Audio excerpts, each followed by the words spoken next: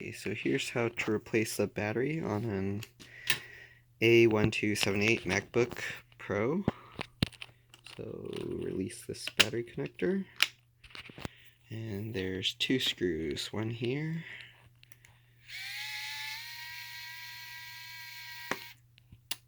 and one here. These are tri-wing, what is this,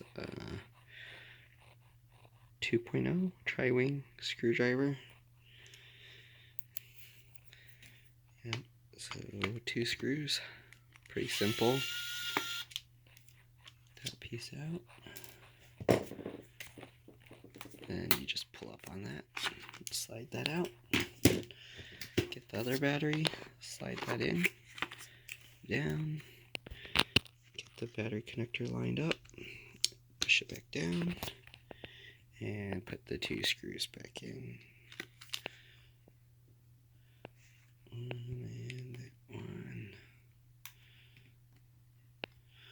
And the bottom cover, you just use a Phillips 0. Remove the 10 screws, pop that off, but I already did that. So let's see. I need something to hold my camera. Okay.